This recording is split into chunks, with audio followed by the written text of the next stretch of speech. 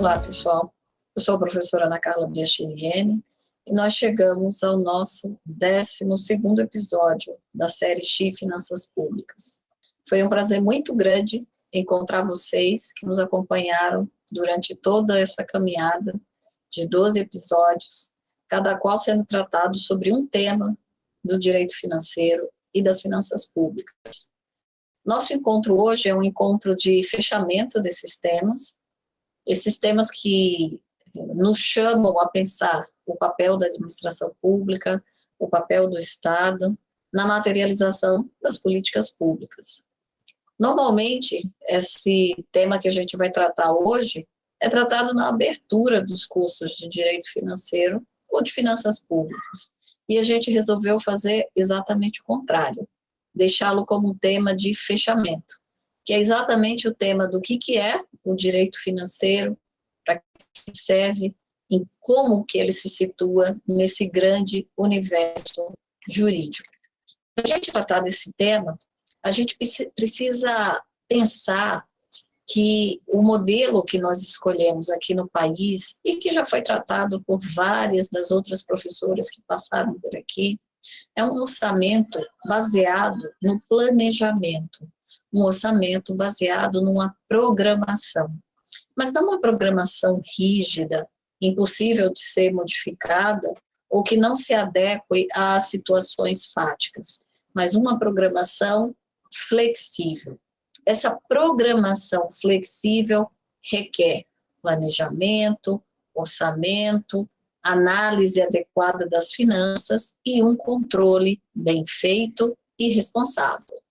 Essa agenda única, vamos dizer assim, finanças públicas, ela atende ao desejo de todos nós cidadãos de vermos o dinheiro público gastado de forma adequada e, ao mesmo tempo, melhorando e qualificando as políticas públicas e a vida de todos nós na cidade.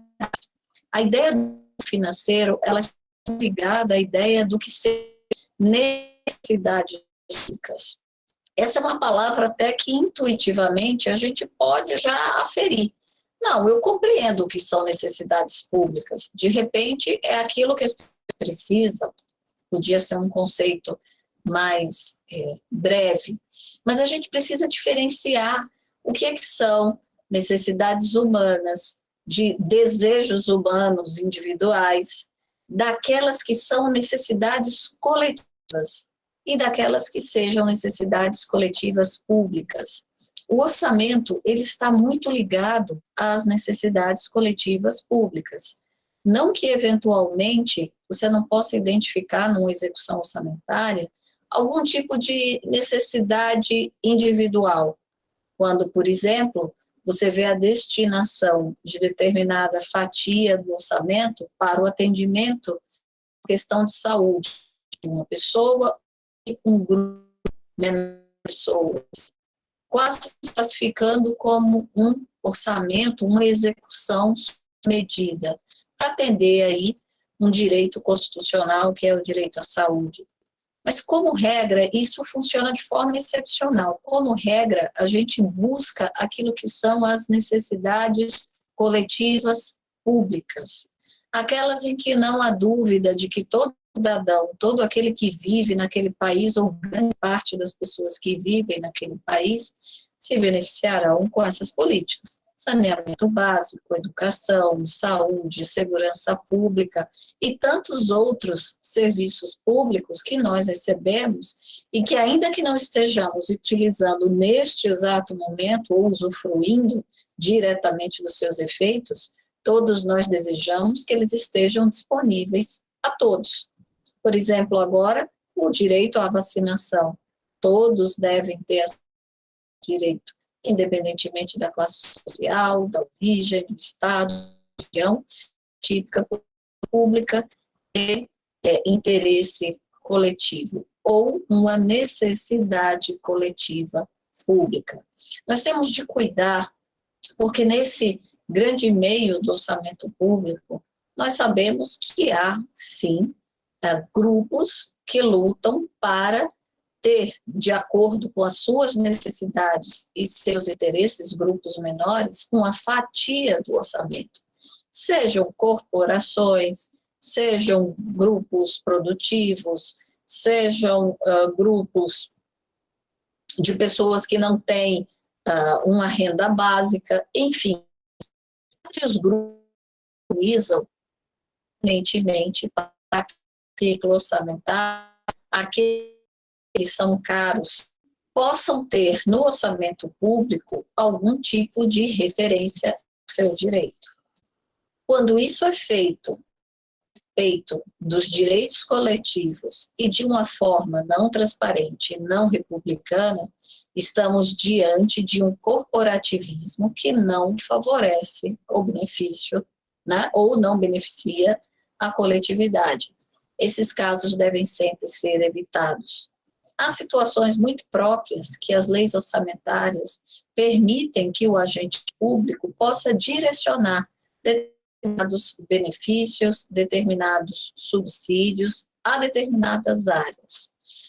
O remédio para que isso seja feito de uma forma adequada e para que isso seja feito a bem da coletividade é a absoluta transparência de quais são os critérios para que você acesse essas cotas orçamentárias, vamos chamar assim, e também de como estão sendo usados esses subsídios e esses benefícios tributários. Em tempos em que cada vez mais a desigualdade se mostra absurda, olhos de quem queira ver, basta sair às ruas para ver a quantidade de pessoas que estão em situação de rua, que estão em situação de pobreza, é necessário que se analise com muito cuidado e com muito zelo para onde está seguindo essas cotas orçamentárias que são concedidas a título de subsídios, para que o interesse coletivo, a necessidade pública prevaleça em relação ao pessoal. Quando o Estado destina parte da sua receita para esses grupos que recebem subsídios, o faz pensando em benefícios coletivos, um benefício individual. Ou seja, quando um determinado setor produtivo tem algum tipo de benefício fiscal, imagina-se que ele vai ter maior possibilidade de ampliação do seu processo produtivo e, assim sendo, maior capacidade de acolher mão de obra do trabalhador e, assim sendo, maior possibilidade de gerar riquezas. Então, é uma forma de estímulo para que a coletividade, para que o interesse público se estabeleça. E o que a gente vai chamar, então, objetivamente de necessidade pública? A necessidade pública é a decisão política que foi normatizada, que foi colocada no texto da lei ou, às vezes, até da nossa Constituição. É a Constituição ou lei que dará fundamento à necessidade pública, porque ela terá delimitado aquilo que devam ser serviços e atividades que devem ser prestadas pelo Estado. José Souto-Maior Borges nos diz que as necessidades públicas são referentes dos detentores do poder político e das maiorias congressuais. Eles decidem, através da produção da lei, quais serão as necessidades públicas. E muitas vezes eles decidem dentro de um espaço muito curto, porque a própria Constituição estabeleceu ali os grandes marcadores, os grandes delimitadores de uma necessidade pública, que certamente está vinculado a alguma atividade que irá ser prestada pelo Estado ou prestada a terceiros em nome do Estado, ou prestada por particular com uma de regulamentação do Estado. E aí cabe a gente pensar, o que é que deve ser feito diretamente pelo Estado ou provido pelo Estado? O que deve ser suportado por nós particulares daquilo que desejamos? Essas necessidades públicas, elas terão um conteúdo variável no tempo e no espaço, a depender daquilo que a sociedade tenha estabelecido como suas prioridades e daquilo que a sociedade tenha estabelecido como dever estatal, nós teremos ali uma fotografia daquilo que seria a necessidade pública. Então, como dizíamos, as necessidades públicas elas estão fortemente ligadas à ideia de prestação de serviço estatal, ou seja, serviço público. O serviço público, ele se destina a atender às necessidades públicas. E aqui a gente pode entender serviço público nesse significado, nesse sentido subjetivo ou orgânico, né? Organização dos meios e pessoas sob a responsabilidade de uma entidade pública. Ou a gente pode usar serviço público a partir do seu olhar coletivo, que é a atividade do oferecimento de alguma comodidade, utilidade, prestação para a fruição coletiva ou individual, a partir do conceito de Celso Antônio Bandeira de Mello.